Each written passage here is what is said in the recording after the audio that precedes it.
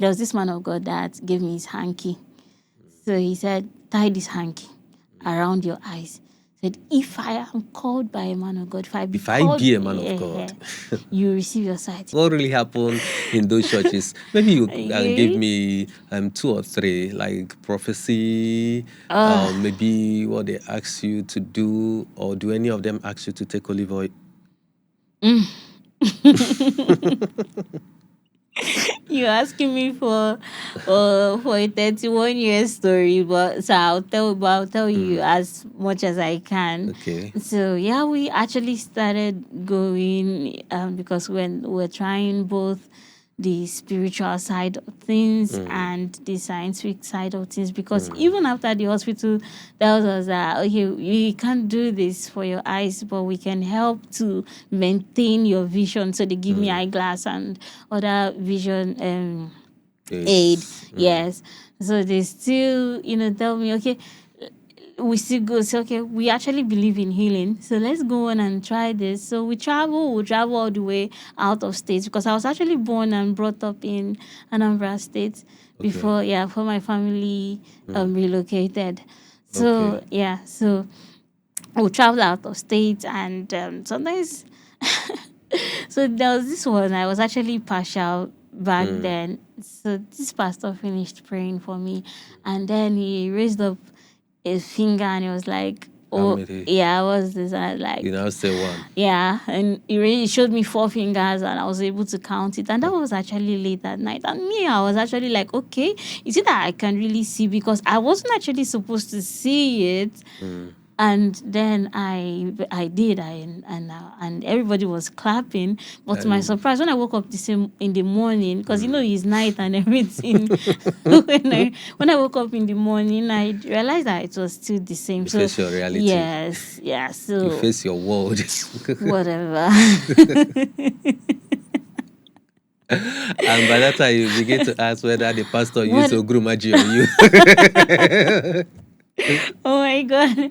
Well, there's a lot then. There were places we went to. We had to buy anointing oil. So there's this one we even had to go to. Just like I asked you, did any of them ask you to drink the olive oil? No. We didn't actually go to those dramatic places. Okay, go on. But there's one we went to and we were asked to buy the frame that carried the picture of the man of God. Anyone who has gone there would know what I'm talking about. Yeah, but it wasn't actually. So, but we don't really believe in, when you hear about this miracle, you rush and go here, you rush and go there. So I don't really have a very dramatic story when it comes to my spiritual, the spiritual side of my pursuits or the pursuit of my healing. But the frame that you bought, the man of God, it was very expensive, by the way. Like how much? As I then, they were selling it 8,000, 15,000. Just to buy the picture of a man of God? Yes. And when you buy the picture of the man of God, you will receive your healing? Yeah, you are actually supposed to... and I believe by now you have received your healing. No, I'm just asking. You can see for yourself, or you cannot see, but you know for yourself. So, having been disappointed a couple of times with all these make-believe, I call it make-believe there because they want you to believe. Yeah, haven't been disappointed. Is your faith reducing, or are you doubting the efficacy of miracle? Frankly, I'm not. Yes, I'm not. I know everybody, like I said earlier, has their own story, but I'm not really doubting it. But I'm more like, I'm not the kind of person now that you tell me, come, let's go to this place and I'll follow you. I'll not go with you. But I still believe 100% in miracles. Can I just say that you have your stand because somewhere in your heart you don't want to let it look as if you are not believing God? Yeah, you are not against God, or you are doubting God because you don't want to believe that miracle doesn't exist. Oh, can I tell you this? Okay, tell me. I still pray for my sight. Yeah, everybody do pray. Like when I say pray, like I still believe in miracle, like I still pray for it. But like I said, I think I've like gone very far to kind of place my life or depend on it for my living, in the sense that I must get my sight, because that's what they make you feel like. They make you feel like your life is stalled, your life is over. Don't you think that you are just believing just to keep faith alive and to carry on the daily No, activity? trust me. If you still ask me for the alternative, which is to receive my sight, I'll go for that one. I won't even waste time. I'll go for it. And there are, besides the churches, there have been some individuals that will tell me, God told me that you're going to receive your sight. Just keep coming, let me be praying for you. So there's this one back then, very close to my house in Port Harcourt. Yeah. And he told me that, come, I'll pray for you. After 7 days, you must receive your sight. It's a must. You must receive your sight. So I was not like, okay. So I'll now be going out of respect for him. Because there was a time I told my mom that I'm no longer going to the hospital. She was like, are you stupid? Don't you ever say something like that. You're crazy. Like, you're just like, we're doing all we can for you, and you're telling us that you don't want to fight for yourself again. Yeah. And you are giving up. Yeah, it felt like I was giving up, but I was actually like settling with what I have and deciding that life must move on for me, right? And so, but it actually wasn't like that for her. So she had to shun me, and there was this man of God that gave me his hanky. So he said, tie this hanky around your eyes. Said, if I am called by a man of God, if I be a man of God, you receive your sight in the morning. The hanky was not big enough to go around my face, but at least I was able to hang it on my ears and all. So I did it. In the morning, I woke up and oh my God, like the sight was still there. And this is someone that I seriously believe is a man of God. And well, it's still not in my place, to say, okay, because you didn't heal me, that means you're not a man of God anymore. Yeah. So everybody has their calling. That's why I asked you that question. Having seen all these disappointments of prophecy that they are giving to you, your belief in God or your belief in miracle, how strong is this up till now? Frankly, it's difficult to believe at times. Okay. Frankly, yes. Because I want you to face your reality. It's difficult to believe at times. And, I'm going to say this, and it's not something that I like to talk about, but there was a particular time of my life that I didn't go to church for, I think, 5 years. 5 years? Yes, I didn't go to church because the church is actually a healing church. All I just wanted to go to do there was to worship, right? I just wanted a home church where I can go and worship God. Yeah. Just my Sunday service, midweek service, and even join a service department. Yeah. But then every time they had a healing service, it turns out that everybody will start looking at me. Yeah. Everybody will be looking at me. You'll be the center focus. Yeah, I'll be the center focus. And that started making me uncomfortable. Yeah. Then after the service, everyone will look they start throwing words at you like, you don't have faith. Yeah, no, have faith. Next time it will be your turn. And I'm like, I just came here to worship. Just allow me to worship. So it happened like that, and that resulted to me worshiping online. Yeah, instead of going to a physical church. You started withdrawing. My faith in church is started dropping. Yeah, started dropping because I hated it. Like, people just don't believe that you can have a life as a visually impaired person. Yes. And it's so weird. And it's so strange. Yeah, I understand you. It's painful too. As a visually impaired person also, I understand everything you're saying. It even got to a point I started facing neglect. Like, after church service, I would have to look for someone who would take me out, help me to get a bike. I'll go to church, I'll come back depressed. The sermon will be going on and I'll be crying. And I'm like, have you ever had a situation whereby the pastor saw you, and before you know what is happening, the sermon now changed to blind Bartimaeus, and Yes, obviously. I have. I have. So it's that really affected me. And my mom would always be like, come and go to church, come and go to church. I'm like, oh me, please, I'm busy. okay, at what Yeah. point do you decide to take a turnaround, like to face your reality? When do you decide to go for rehabilitation in I, order to be able to face your reality? Actually, I've always faced my reality. Oh. It's just that my parents, while they're supporting you to face your reality, they still don't want you to give up on yourself. Yeah. Yeah, and yes. So, but I went to a normal primary school. I stopped being able to copy notes from the board at primary 5. So when I finished, even at that, my mom, till today, she's still like it's still very difficult for her to accept my visual impairment.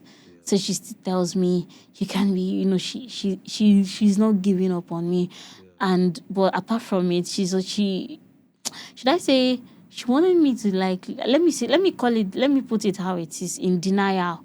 Yeah, she wanted me to live in denial, but Yeah. that's not what it was. Yes. Thank God for my dad, who has always been very enlightened. So because immediately after my primary school, my dad was like, you go to immediately when you're done with your primary education, you will go to Oji River. You will go to Oji River. That was what he kept saying, because my dad is a retired police officer now. But during his service days, he used to travel. They used to post him here, post him there. So there was time he worked at this police college at Oji River. So I think that was where he found out about this special school. Yes. So he would always tell me, "You go to a special school, okay? You go to a special school." And after that, he bought everything that I used to go. My mom stopped me. She couldn't believe it. No, she stopped me from going to a special school. That's what I mean. She couldn't believe that her daughter yes, will be going she could there. not accept it. Yes. So she was not like, you go to a normal school. So I had to wait for my younger sister, my direct younger sister, to finish her primary school. She and we gained admission into a private secondary school. My dad saw it and was like, no, I don't like this school. There's no competition. And you guys are coming first out of 5 students. And so I don't really like it. As for me, after reassuring my mom that they could take care of me, they knew nothing about special education. Yeah. So they were not like, okay, that was 2007, 2008. So they were not like, okay, you have to. My dad was not like, I'm going to take you guys to St. John of God Secondary School, which he did. And St. John of God Secondary School. Okay, yes. So we went there because he said he always heard that they were doing good when going out for competitions and all that. Yeah. So which we went for that one. And after the admission, they were not like, your child can't do this. There are other visually impaired students here, all right. But this one has to go to a special school first. Yes, before she would be able to fit in. Yes, to fit in, to be able to. By that time, my sister had already gone ahead of me. So that was my mom eventually accepted. Eventually allowed me to go to Oji River. By then, it was already 2010. So I did a 1-year short course, then came back to St. John of God Secondary School. Yeah, I studied up until SS1. Then I moved to Lagos. Yeah, so it has always been, my dad has always been. Okay, you moved to Lagos to further your... Yes, that was where I wrote my WAEC and JAMB. Okay. Yeah. Okay. What was it like to be in a rehab school? What were you able to learn there that transformed your life or aided you? Okay, so I didn't really I wasn't a border with other students. Yeah. Because my dad, when he took me there, he saw the condition of the place and he was like, no, I can't allow you to stay here. Yes. So we had to get one of the teachers, Mrs. Josephine. She's late now.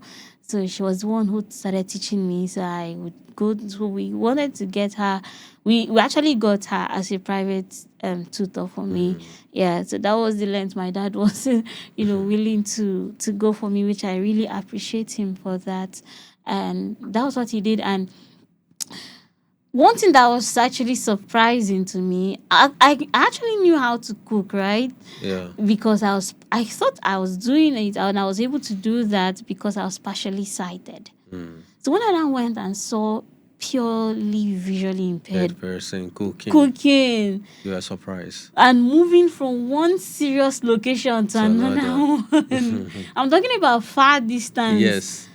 And that really changed me. And well, I told myself that it's enough. Like, your parents have really They have pampered tried. you enough. It's time for you to go out there, tell them that enough is enough. Because my dad was like, your mom would take you all the way from Oka to Oji River every day. And I was like, no. It got to a point, I told my mom, please don't come with me again. I have to be Do going. it yourself. Yes. And that was how I started going. The day my dad heard it, he nearly blew a gasket, but I had to convince him that no, please, it's enough. I can go on my own.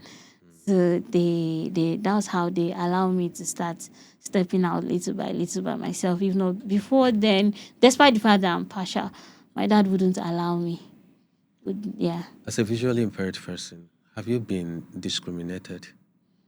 Multiple times, more than I can count. No problem. I would like to have all the multiple stories today. So tell us. Okay.